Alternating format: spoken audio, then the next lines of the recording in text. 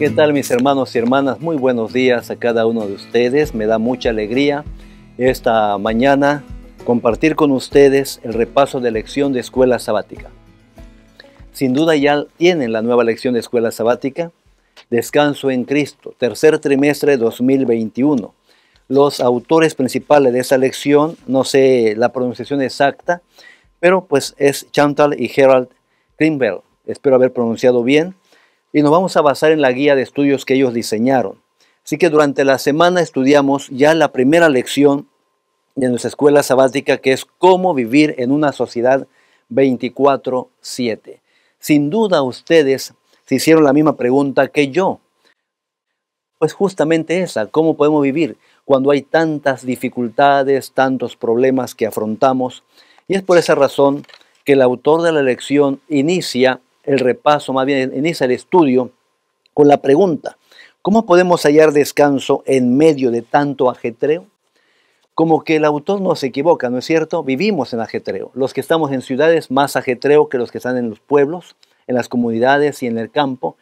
Pero el ajetreo, que es sinónimo de estrés, de dificultad, de cansancio también emocional, nos afecta a todos. Entonces, la intención del repaso de la lección es encontrar aquellos elementos sustanciales de lo que la palabra de Dios nos enseña para poder encontrar un descanso reparador para nuestras vidas. Avanzamos entonces. Del descanso en Cristo, que es el punto principal y el tema general del trimestre, nos encontramos ahora con la primera parte, que es cómo vivir en una sociedad 24/7. El texto plataforma, el texto básico que debemos nosotros tener en cuenta está en Salmos capítulo 84, verso 2. Y nos dice de una manera muy bonita: anhela mi alma y aún ardientemente desea los atrios de Jehová. Mi corazón y mi carne cantan al Dios vivo. Salmos 84, 2. Desde esta perspectiva del salmista vemos a un hombre que en su momento de aflicción, de necesidad emocional o de cansancio físico, incluso él buscaba en el atrio del Señor el reposo que necesitaba. Así que vamos a avanzar en nuestra lección para ir vislumbrando y dándole énfasis a aquellos aspectos que desde la forma como vi la lección se las quiero compartir a ustedes. Primero, cansancio físico y emocional. Tanto la parte del domingo y la parte del lunes tienen que ver con esos dos elementos, el cansancio físico y emocional. Hay una serie de textos que encontramos allí en la lección, que es Génesis 2, Marcos 6, Salmo 6, Deuteronomio 5 y Mateo 11, y todas ellas tienen el siguiente sentido. Por ejemplo, Marcos 6 dice: apártense a un lugar desierto, le dice el Señor a sus discípulos. Salmo 4:8 dice: en paz me acostaré y asimismo dormiré. Son textos donde se utiliza de manera frecuente el sentido del descanso. Por ejemplo, Génesis 2, que es el texto primero que tenemos allí, dice que el Señor reposó de su obra, es decir, cesó su obra. Éxodo 23:12 dice: el séptimo día reposarán para que descansen y tengan refrigerio. Deuteronomio 5:14 dice: reposo para Jehová, ninguna obra harás en este día, hablando ya del séptimo día de reposo. Y Mateo 11:28 dice: venid a mí todos los que estáis trabajados y cargados, que yo os haré descansar. Así que en esta parte introductoria, todo lo que tiene que ver con el cansancio y el agotamiento, el Señor tiene una solución, que a final de cuentas es el descanso. Y bíblicamente encontramos en el descanso dos palabras o dos momentos o dos tiempos para que ocurra el descanso. Una es cada vez que el sol se oculta y entra la noche. El cuerpo de todo ser viviente, de todos, bueno, los diurnos, para ser claros, dormimos por la noche. Así que la noche es el momento y la oportunidad de descansar, de que nuestros cuerpos puedan regenerarse y al día siguiente reiniciar nuestras actividades con toda la energía física posible. Y el otro momento o espacio de tiempo importante para el descanso es, de acuerdo a la Biblia, el sábado. Después de cada 6 días, el séptimo día es un día de descanso para Jehová tu Dios, dice la palabra del Señor. Pero es un día de descanso para nosotros los seres vivos. Y en los textos que vimos, no solamente es para el ser humano, sino que incluso los animales que trabajan a favor nuestro y las personas que trabajan a favor nuestro tienen la oportunidad de descansar. Eso es, por un lado, esa situación del descanso físico y emocional. Ahora, vamos a ver un aspecto que es el asunto del cansancio más emocional que físico. Y un ejemplo y un caso bíblico muy importante es el de Baruch. Si vamos a la Biblia, en el 45 de la Biblia, en Jeremías, encontramos ahí que Baruch se encontraba muy triste, muy desesperado, muy angustiado por las profecías que el Señor estaba presentando con Jeremías, de que el pueblo de Dios caería en manos de los egipcios y caería en manos de otros pueblos incluso, y que sería reprendido y castigado el pueblo, y entonces Baruch está desesperado. En la lección de escuela sabática se usa la expresión andar con el tanque vacío, cuando la emoción, cuando el cansancio, cuando la fatiga, cuando el sueño, la falta de sueño, el agotamiento, el sobreesfuerzo físico y todo eso vienen a afectar nuestras emociones también, pues parece que quedamos así como vacíos, falta de energía, nos hace falta gasolina, dicen algunos, y socialmente hablando, no tengo el dato exacto, pero una gran cantidad de personas inicia su día con una taza de café para poder compensar la falta de energía, es decir, llenar su tanque emocional con el café, darle energía a su sistema nervioso y tomar el día con más fuerza que si no tomaran café. En este caso, Baruch está afligido. Ahora, el punto es, ¿cómo es que Baruch ha de encontrar descanso en medio de esa aflicción? La lección es bien interesante, porque en Jeremías 45, 4 y 5 dice lo siguiente: le dirás, es decir, Jeremías ha de decirle a Baruch un mensaje directo a Baruch. Así ha dicho Jehová: yo destruyo a los que edifiqué y arranco a los que planté, esto es, a toda esa tierra. ¿Y tú buscas para ti grandeza?, pregunta Dios a Baruch. No las busques, porque he aquí que yo traigo mal sobre todo ser viviente. Ha dicho Jehová: pero a ti te daré la vida por botín en cualquier lugar donde vayas. Hay una promesa aquí importante que Dios le hace a Baruch. Es decir, el descanso emocional de Baruch está cimentada en la promesa divina que le trae a él descanso. Pero a ti te daré la vida por botín a donde vayas. Vas a vivir. No tendrás quizás abundancia, no vas a tener riqueza, porque las condiciones sociales, las condiciones de opresión vendrán a tu alrededor, habrá dificultades económicas, pero yo estoy contigo, le dice Dios a Baruch. Y entonces se espera que Baruch descansa en el Señor.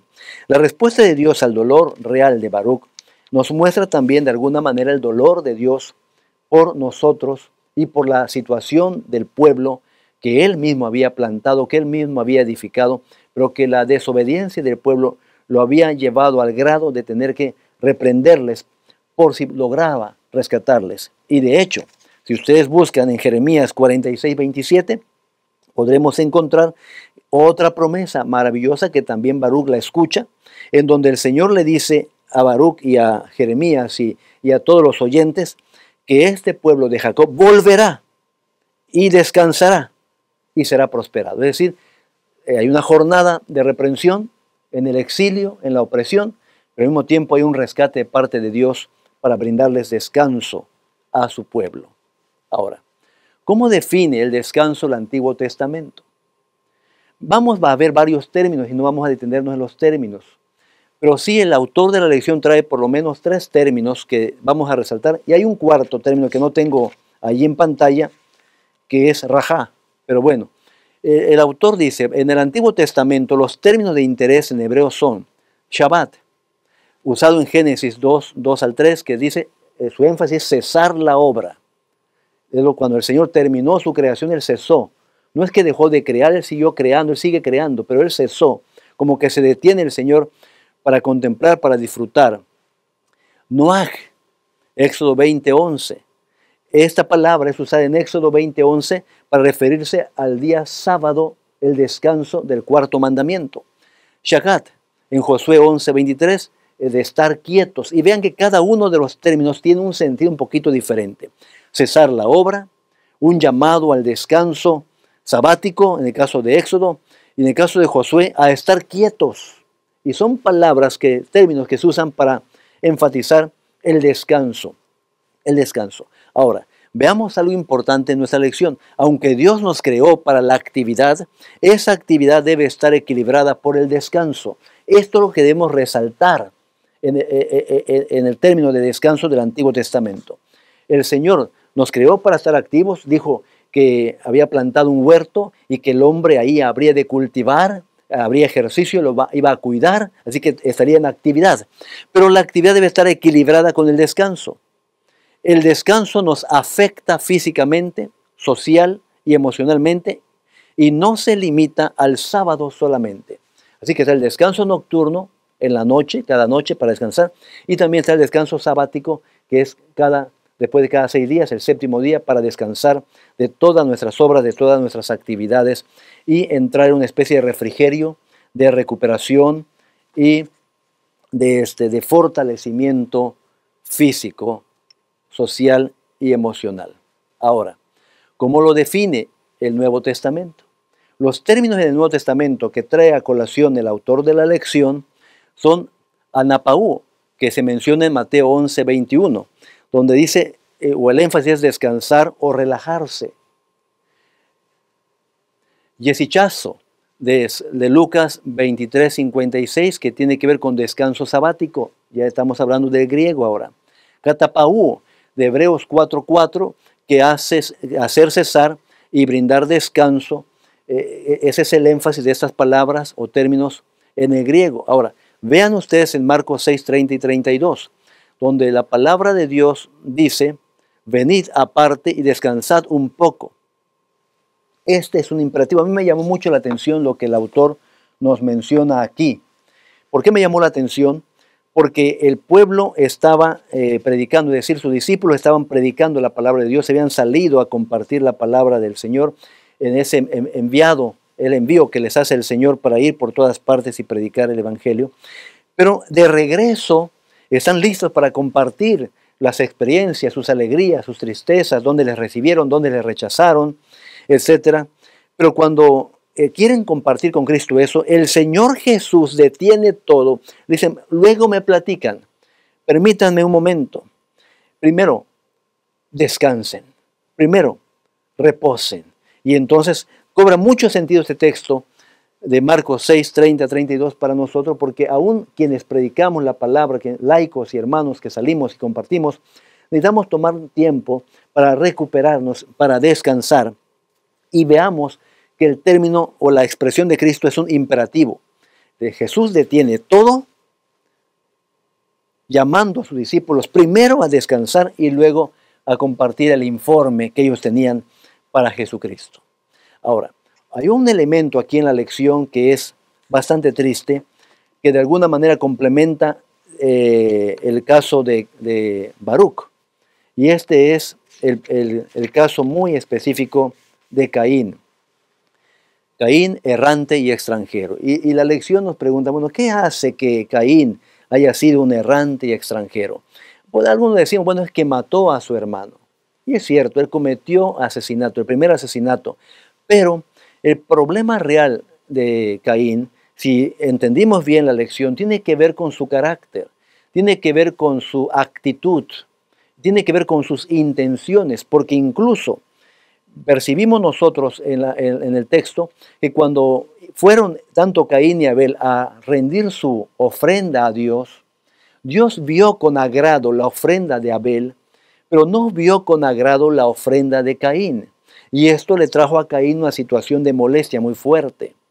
Y aunque la Biblia no es clara en el por qué exactamente el Señor no ve con agrado la ofrenda de Caín, y no sabemos exactamente qué fue lo que pidió el Señor como ofrenda, el contexto nos da la idea de que Caín llevó una ofrenda distinta, por un lado, a la que Dios había pedido, que no ejemplificaba el plan de salvación que el Señor tenía ya preparado para la humanidad en el futuro.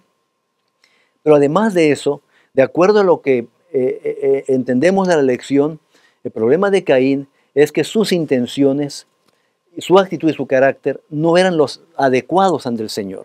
Así que veamos el proceso del errante Caín, y que puede ser un proceso en el cual usted y yo podemos caer, y este es un llamado para nosotros. Su ofrenda dice que no fue vista con agrado.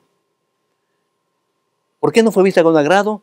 Por la actitud y las intenciones del oferente, aquel que ofrenda, aquel que da, que se ofrece a sí mismo, que da algo en particular, lo está dando al Señor. Y vean que hay una porción en el Nuevo Testamento cuando el Señor le dice, Jesús le dice a la gente que cualquiera que traiga su ofrenda al templo y se acordara que tiene un problema con su hermano o su hermano tiene un problema con él, deje su ofrenda, vaya primero a resolver ese problema y luego regrese y dé su ofrenda. Así que es muy importante la actitud, la intención y la condición espiritual del ofrendante. Así que Caín tenía, por lo que dilucidamos aquí, un problema de carácter y un problema de actitud.